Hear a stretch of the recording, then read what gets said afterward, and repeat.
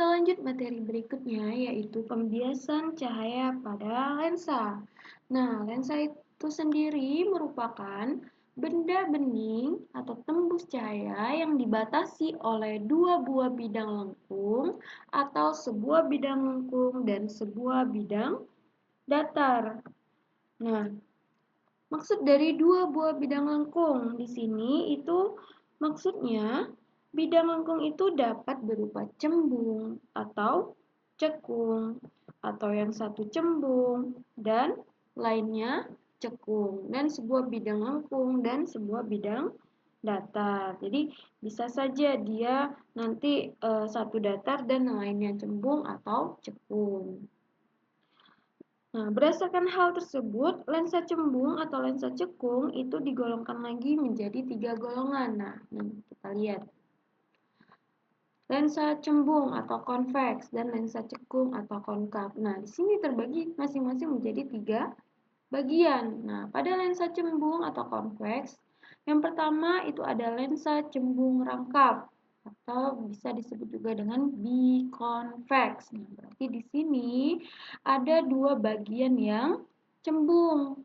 Nih, lensanya. Kemudian ada lensa cembung datar atau pankonveks. Berarti di sini ada bagian yang cembung dan ada bagian yang datar. Kemudian ada lensa cembung cekung atau konveks konkav. Nah, berarti lensanya terdiri dari bagian cembung dan juga bagian cekung. Oke. Nah, begitu juga dengan lensa cekung atau juga bisa disebut dengan konkav. Nah, ada lensa cekung rakap, artinya dua-dua bagian lensanya itu berupa cekung, juga disebut dengan bikonkav. Kemudian ada lensa cekung datar, berarti atau pankonkav, berarti di sini ada bagian yang datar dan ada bagian yang cekung. Kemudian ada lensa cekung cembung atau konkav konveks. Nah, berarti ada bagian yang cembung, kemudian bagian satunya itu cekung.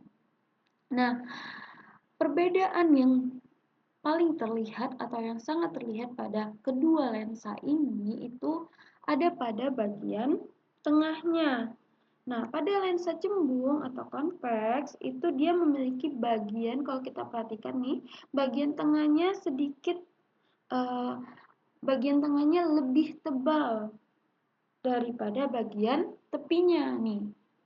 Kalau kita lihat nih, antara lensa cembung, bagian tengah-tengahnya ini pasti dia lebih tebal dari bagian tepi-tepinya. Nah, kebalikannya lensa cekung, itu bagian tengahnya dia lebih tipis daripada bagian tepinya. Nih, terlihat kan?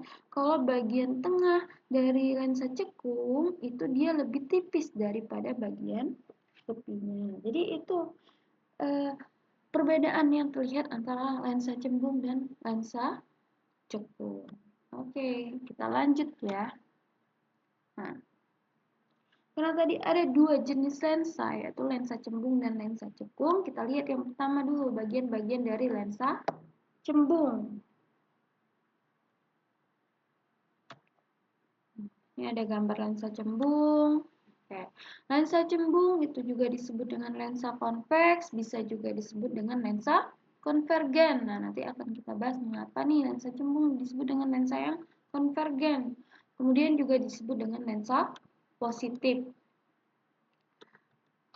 Nah, ada bagian-bagian lensa cembung. Oke, nah di sini kita sepakati terlebih dahulu pada lensa ini mana nih bagian depannya, mana yang bagian belakang lensa.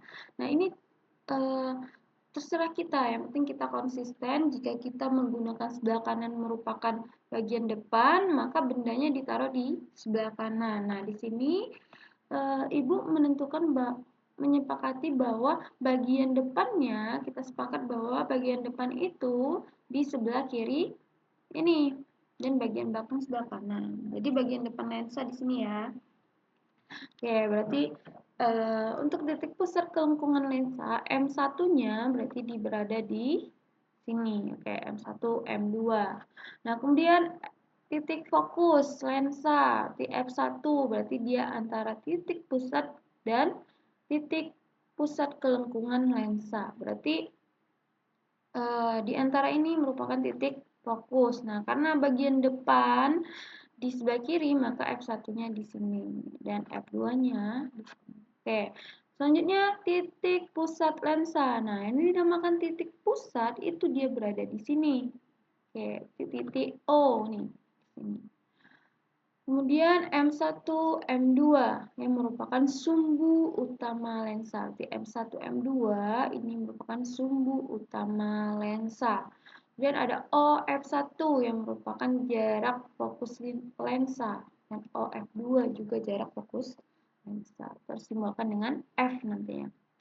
Kemudian ada OM1 yang merupakan jari-jari kelengkungan lensa. Dan OM2 juga jari-jari kelengkungan lensa, atau nanti disimbolkan itu dengan R. Oke. Ada tabel yang menyatakan ruang benda dan ruang bayangan. Oke. Nah, ruang benda kita menggunakan angka ya.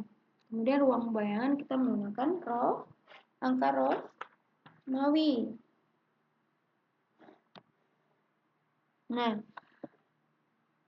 karena tadi kita sepakat bahwa depannya sebelah kiri, maka ruang benda berada di sini. Kita lihat, kita tinjau ruang yang pertama. Ruang pertama daerah di antara 0 dan F1. Berarti di mana? Di sini. Nah, ini merupakan ruang pertama. Ruang benda pertama. Kemudian yang kedua, daerah di antara F1 dan M1 di mana? Di sini. Nah, berarti di daerah F1 dan M1 itu merupakan ruang kedua. Nah, kemudian ruang ketiga daerah di depan M1. Berarti daerah di depan M1 dan seterusnya itu merupakan ruang ketiga. Oke, kita lanjut. Daerah ruang keempat, berarti daerah di belakang lensa. Berarti seluruh daerah di belakang lensa itu merupakan ruang keempat. Oke, selanjutnya kita ke ruang bayangan. Berarti yang pertama, daerah di antara 0 dan F2. Karena ruang bayangan itu di belakang lensa, berarti 0 dan F2.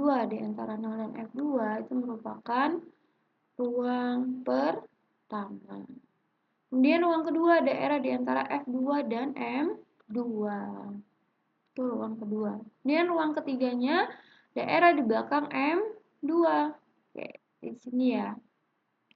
Terus kebalikannya, ruang bayangan pada lensa yang keempat, itu daerah di depan lensa. Nih. Berarti seluruh daerah di depan lensa ini merupakan ruang keempat, ruang bayangan keempat. Itulah bagian-bagian dari lensa cembung. Kita lanjut ke sinar istimewa pada lensa cembung. Nah, di sini ada lensa cembung. Ada tiga sinar istimewa lensa cembung. Kita tinjau yang pertama. Sinar yang pertama, sinar datang sejajar sumbu utama dibiaskan melalui titik fokus. Berarti sinar datang sejajar sumbu utama. Yang mana nih? Misalkan ada sinar yang pertama, ada sinar datang. Nah, sinar datang sejajar sumbu utama ya nih. Kemudian dibiaskan melalui titik fokus. Nah, yang mana titik fokusnya? Secara logika aja. Kalau misalkan titik fokusnya di F1, berarti sinarnya itu dipantulkan, bukan dibiaskan. Nah, karena ini lensa, dia dibiaskan, maka otomatis titik fokusnya itu di F2. Berarti dia dibiaskan melalui F2. Nah, oke. Karena tadi sinar ini datang sejajar sumbu utama nih, misalkan ada banyak sinar yang datang nih, berarti kalau ada banyak itu gambarnya akan seperti ini. Misalkan ada banyak sinar yang datang. Nah, ini hubungannya apa? Nah, di sini hubungannya tadi mengapa lensa cembung ini dikatakan lensa konvergen. Nah, itu juga berarti karena ketika sinar datang itu banyak, di sini lensa cembung itu akan membiaskan sinar-sinar ini ke pada satu titik. Nih, kalau dari gambar kita lihat, dibiaskan melalui satu titik fokus.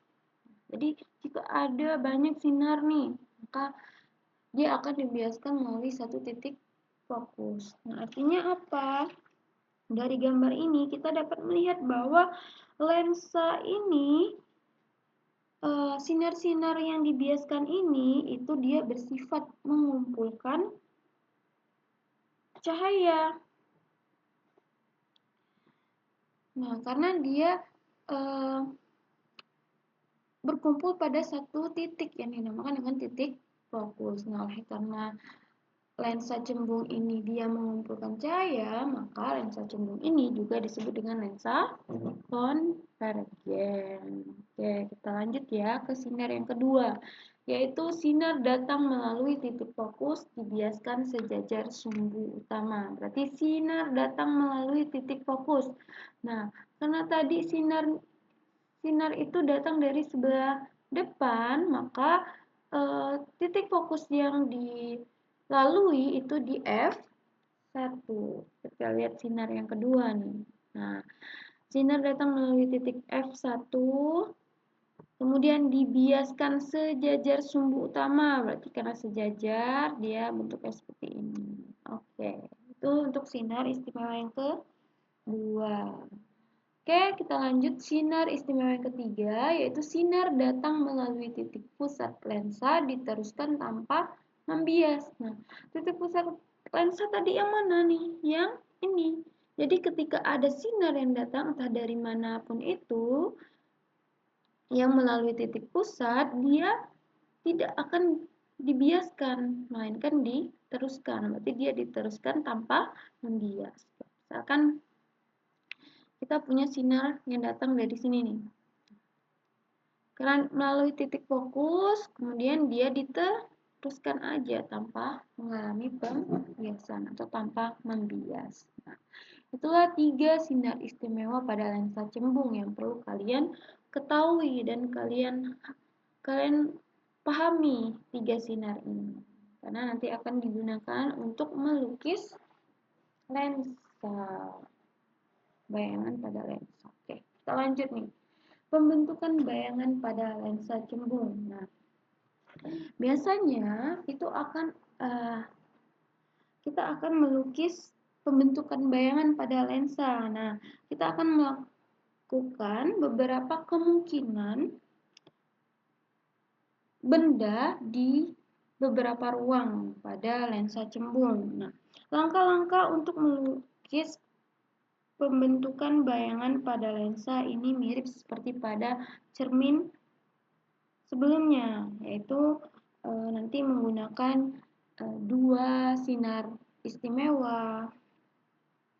Nah, kemudian nanti akan mengalami potongan. Nah, langkah-langkahnya itu mirip seperti pada cermin. Nah, misalkan nih, kemungkinan yang pertama ada pada benda di ruang 1. Berarti jika benda di ruang 1 tadi di antara 0 dan F1. Nah, misalkan Ibu letakkan benda di sini. Ini benda. Berarti kalau kita menggunakan sinar istimewa, yang pertama tadi apa? Sinar datang sejajar sumbu utama. Nah, berarti karena di sini bendanya, itu nanti sinarnya harus melewati titik ini, yang paling atas benda. Nah, berarti sinar datang sejajar sumbu utama. Sinar yang pertama. Kemudian dibiaskan melalui titik fokus. Oke. Lihat ya.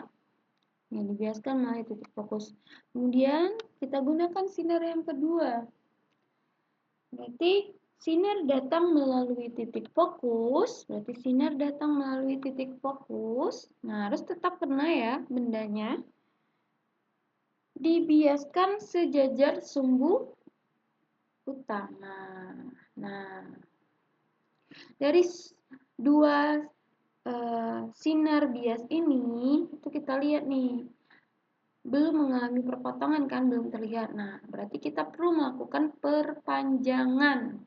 Nah, di sini kalau kita lakukan perpanjangan ke kanan atau ke belakang lensa, itu kita lihat tidak akan mungkin dia mengalami perpotongan. Nah, tapi ketika kita lihat dia kalau kita lakukan perpanjangan di depan lensa, itu bisa saja mungkin akan mengalami perpotongan. Maka dari itu, perpanjangan kita itu dia ke depan lensa. Nah, seperti ini. Lihat ya. Nih, berapa titik perpotongan di sini. Nah, karena itu, berarti bayangannya itu bisa kita gambarkan. Karena dia di atas sumbu utama, maka bayangannya akan tegak. Oke, berarti kita dapat nih sifat bayangan benda di ruang satu itu maya, tegak, dan diperbesar. Kenapa maya? Kan dia di depan. Nah, itulah bedanya antara lensa dan cermin tadi. Kalau pada cermin, bayangan yang ada di depan cermin itu dia nyata. Nah, kebalikannya dengan lensa. Jadi, kalau bayangan di depan lensa itu tadi dia merupakan maya. Oke, jadi itu bedanya ya. Kemudian letak bayangannya di ruang tempat. Oke, kita lanjut. Kemungkinan yang kedua itu benda di titik fokus F. Oke, oleh karena tadi bagian depannya di sebelah kiri, maka bendanya Ibu letakkan di sini. Nah, ini pada kemungkinan ini kita bisa menggunakan sinar yang pertama. Nah, kemudian sinar yang ketiga. Kenapa kedua tidak? Itu karena bendanya berada di titik fokus. Jadi dia tidak mungkin bisa kita menggunakan sinar yang kedua. Karena sinar yang kedua tadi dia melalui titik fokus. Sedangkan titik fokusnya aja atau bendanya aja berada di titik fokus. Kayak berarti kita menggunakan sinar pertama dan sinar ketiga ya. Nah, seperti tadi sinar pertama datang sejajar sumbu utama kemudian dibiaskan melalui titik fokus. Lalu kita gunakan sinar yang ketiga, sinar datang melalui titik pusat, diteruskan tanpa membias. Nah, oke. Nah, kalau kita perhatikan nih, antara sinar yang pertama dan sinar yang ketiga, itu hasilnya dia sejajar. Nah, oleh karena dia sejajar, maka diteruskan atau diperpanjang sampai manapun dia terus akan sejajar, tidak akan mengalami perpotongan. Oleh karena itu, ketika benda berada di titik fokus itu tidak akan ada bayangan. Oke, berarti tidak ada bayangan yang terbentuk di sini. Oke, kita lanjut ke kemungkinan benda berikutnya, yaitu benda di ruang 2. Nah, benda di ruang 2 berarti di sini ya. Bu, letakkan di sini.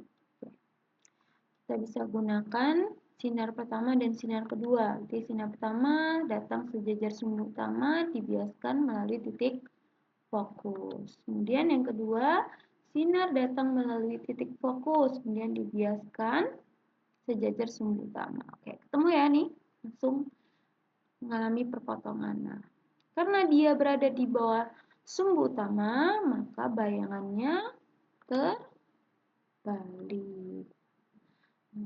Sinar sifat bayangannya nyata, terbalik, dan diperbesar. Letak bayangannya di ruang 3. Oke, karena di antara M setelah M 2. Oke, selanjutnya kemungkinan yang keempat yaitu benda di titik pusat kelengkungan lensa atau M1. Jadi di sini bendanya. Oke, kita gunakan sinar yang pertama. Sinar datang sejajar sumbu utama dibiaskan melalui titik fokus. Kemudian kita gunakan sinar yang kedua. Sinar datang melalui titik fokus, dibiaskan sejajar sumbu utama. Nah, langsung nih terlihat juga perpotongan.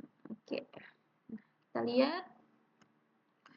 Di sini sifat bayangannya nyata, terbalik, dan sama besar. Nah, kita lihat nih hasil bayangannya, dia sama besar. Maka sifatnya nyata, terbalik, dan sama besar. Letak bayangannya di titik M2.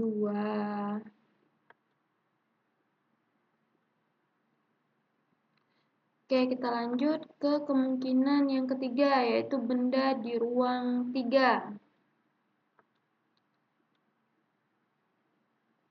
Berarti di ruang 3 di mana? Di sini ya. Oke. Kita gunakan sinar yang pertama, dibiaskan melalui titik fokus, kemudian kita gunakan sinar yang kedua, datang melalui titik fokus, kemudian dibiaskan sejajar sumbu utama.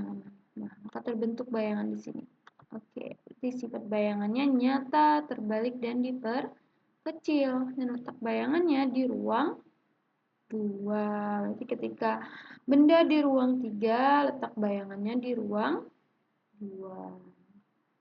Oke. Nah, itulah tadi beberapa kemungkinan bayangan terbentuk di beberapa ruang pada lensa cembung. Oke, kita masuk ke bagian-bagian lensa cekung. Ini ada lensa cekung. Lensa cekung juga disebut dengan lensa konkav atau juga bisa disebut dengan lensa divergen. Kemudian juga disebut lensa negatif. Nah, bagian-bagian lensa cekung mirip seperti lensa cembung tadi. M1 dan M2-nya berada di sini, kemudian F1 dan F2 itu berada di bagian depan. Kita sepakati tadi. Kemudian sama titik pusatnya atau titik O itu berada di sini. Kemudian M1, M2 merupakan sumbu utama lensa sama seperti pada lensa cembung tadi. Kita lanjut nih, ada ruang benda dan ruang bayangan. Nah, ruang benda tadi berarti di bagian depan lensa. Ruang benda berarti ruang yang pertama daerah di antara 0 dan F2.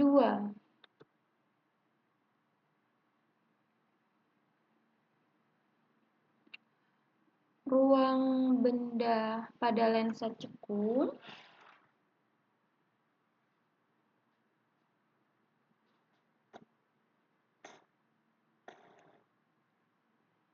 itu berada di belakang lensa. Oke, balik ya tadi. Nah, kemudian ruang yang keduanya itu di antara F2 dan M2. Jadi kebalikan dari lensa cembung tadi ya. Terus ruang ketiganya daerah di belakang M2. Jadi ruang keempatnya, ruang benda keempat itu daerah di depan lensa. Oke, jadi kebalikan dari lensa cembung tadi. Nah, untuk ruang bayangannya berarti ruang pertamanya daerah di antara 0 dan F1. Kemudian ruang bayangan kedua daerah di antara F1 dan M1. Kemudian daerah di belakang lensa itu ruang keempat. Oke. Nah, itulah bagian-bagian dari lensa cekung. Nah, oleh karena benda itu berada di depan lensa, maka kemungkinan pembentukan bayangan pada lensa ini itu hanya ada di depan atau di ruang 4. Nanti kita lihat. Kita lanjut ke sinar istimewa pada lensa cekung. Ada 3 sinar istimewa lensa cekung. Yang pertama, Sinar datang sejajar sumbu utama dibiaskan seakan-akan berasal dari titik fokus F1. Nanti sinar yang pertamanya dibiaskan seakan-akan atau seolah-olah berasal dari titik fokus F1. Bagaimana tuh? Nih, kita lihat gambarnya. Sinar datang sejajar sumbu utama dibiaskan seakan-akan berasal dari F1. Berarti ini F1-nya. Kita biaskan berarti oke. Nah, karena dia berada di depan lensa, nah maka dia menggunakan garis putus-putus ya. Nah, itu untuk sinar yang pertama. Nah, oke. Nah, di sini Ibu akan menjelaskan mengapa lensa cekung disebut juga dengan lensa divergen. Misalkan ada beberapa sinar yang datang. Ada beberapa sinar yang datang, maka akan terbentuk gambarnya seperti ini nih. Ada beberapa sinar yang datang. Nah, kemudian dibiaskan seakan-akan berasal dari sebuah titik fokus. Nah, maka hasil pembiasannya itu akan seperti ini. Nah, terlihat seperti mencar. Nah, oleh karena itu, lensa cekung itu dia bersifat memancarkan sinar atau memancarkan cahaya. Maka disebut juga dengan lensa divergen. Oke, kita lanjut ke sinar yang kedua, yaitu sinar datang seakan-akan menuju titik fokus F2 dibiaskan sejajar sumbu utama. Berarti sinar datang seakan-akan menuju titik fokus F2. Berarti sinarnya nih seakan-akan menuju titik fokus F2. Oke, berarti dia datang, sinarnya datang seakan-akan menuju F2. Kemudian dibiaskan sejajar sumbu utama. Berarti kalau dibiaskan berarti dia di sini nih, di titik di pusatnya dulu berarti. Nah, oke. Itu ya bentuknya. Oke, kita lanjut ke sinar yang ketiga, yaitu sinar datang melalui titik pusat lensa diteruskan tanpa membias. Nah, ini sama seperti lensa cembung tadi, berarti sinar ketiganya datang melalui titik pusat diteruskan tanpa membias. Nah, inilah 3 sinar istimewa pada lensa cekung. Oke. Nah, karena tadi Ibu sempat singgung bahwa sinar pembentukan bayangan pada lensa cekung ini itu kan berada di depan lensa. Nah, di depan lensanya tadi itu ada di ruang 4, maka kemungkinan pembentukan bayangan pada lensa cekung itu hanya ada pada satu kemungkinan, yaitu benda di ruang 4. Oke. Berarti benda di ruang 4, berarti di ruang 4 ini ya, di mana saja ya dia. Nah, letakkan dia di sini. Kita gunakan sinar istimewa tadi. Nah, kita gunakan sinar yang pertama, berarti sinar datang sejajar utama, kemudian